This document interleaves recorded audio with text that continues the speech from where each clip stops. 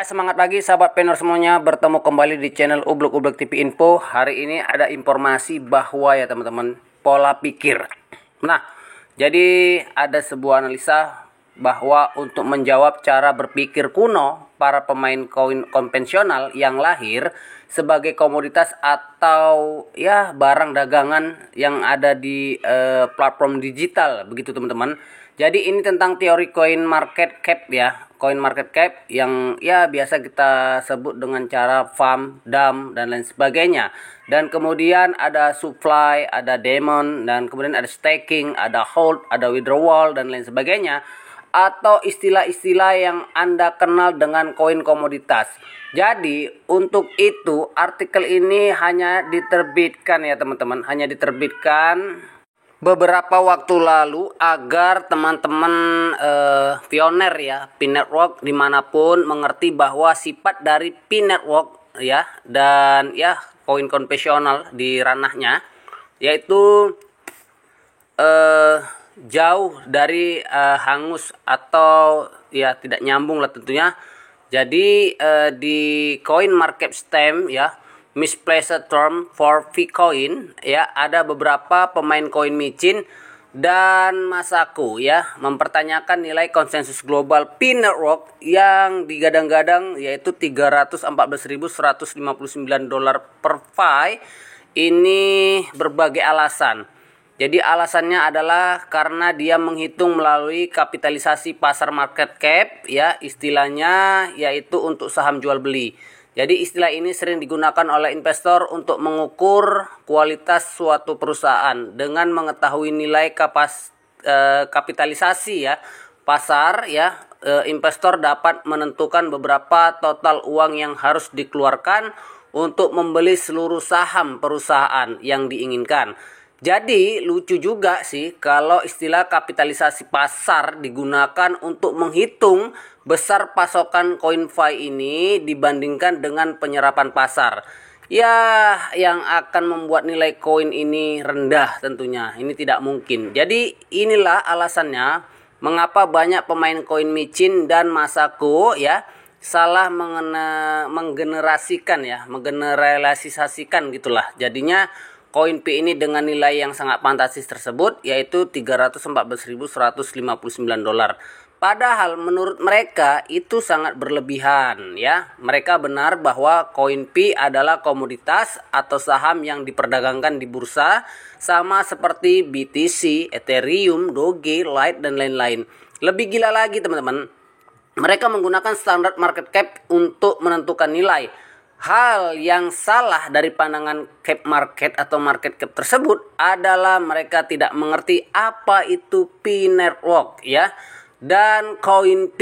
Jadi P-Network, Coin P, nah ini banyak yang tidak dimengerti oleh beberapa orang atau segelintir orang. Jadi perlu diingat bahwa yang pertama teman-teman ya, satu koin itu atau koin P itu tidak dibuat sebagai stok atau komoditas seperti koin konvensional lainnya. Ingat ya, koin konvensional lainnya. Koin P dibuat sebagai uang digital. Nah, kemudian yang berikutnya bahwa koin P ya melakukan proses yang tidak biasa dengan tidak terdaftar di bursa sejak awal diluncurkan untuk diperdagangkan sebagai komoditas. Di Indonesia sendiri ya, bursa komoditas diawasi oleh Bapepti. Oleh karena itu, koin P tidak diukur dengan kapitalisasi pasar. Nah, kemudian kita melihat bahwa supply dari koin P yaitu 100 miliar koin. Jadi jumlah yang sangat besar itu jika tidak dijadikan komoditas ya dan ya tidak maksudnya begini. Koin yang sebanyak itu ya, yang sebesar itu ya tidak dijadikan komoditas, namun sebagai uang digital yang jumlahnya menjadi sangat kecil, apalagi jika dilihat dari pendistribusian koin melalui penambangan di setiap daerah. Distribusi koin tersebut ditambah lagi dengan lock-up rate yang dilakukan oleh pioner mulai dari 25% sampai 200% ya dengan durasi 1 minggu sampai 3 tahun. Jadi lock up tersebut ya teman-teman tidak dikenal dalam istilah koin konvensional. Ingat, lock up tidak pernah dikenal dengan istilah di koin konvensional. Mungkin kalau di konvensional itu staking ya. Nah, koin staking. Nah, kemudian karena mereka hanya mengenal di koin konvensional itu hanya mereka mengenal dengan nama istilah staking. Jadi oleh karena itu tidak ada salah jika Dr. Nicholas Kokkalis ya akan menyebut bahwa koin Pi ini akan mahal dan langka. Kemudian ya teman-teman, bahwa kita juga melihat ketika koin ini langka ke depannya ya. Ini sangat-sangat ya pastinya sudah diprediksi oleh Nicholas Kokkalis. Dan kemudian jaringan Pi ini didukung oleh 3 hal yang tidak dimiliki koin, antara lain yang pertama teknologi ya. Teknologi ini ada istilah mainnet, ada istilah Web 3.0 ya. Kemudian didukung lagi oleh ekosistem. Ekosistem ini seperti blockchain terdesentralisasi dijalankan oleh 400.000 node ya, IML ya atau IML. Kemudian ada FITF ya, dan kemudian ada sertifikasi lah seperti itu, yaitu ISO 9001. Kemudian ada ekologi interaksi pasar sehingga barter antara koin dan barang dapat dilakukan. Disinilah kita menyebutnya bahwa mata uang Pi ini karena jaringan Pi-nya menuju menjadi sistem moneter baru sekaligus uang digital pertama di dunia. Kemudian P-Coin atau koin Pi tidak membutuhkan investor untuk meraup P-Coin. Tidak mungkin kecuali investor siap menjadi vendor dengan menjual produk. Nah, disinilah para founder ya bermain dengan cara mengerdilkan nilai koin Pi untuk direbut dari dompet pioner dengan nilai yang sangat murah sesuai selera mereka.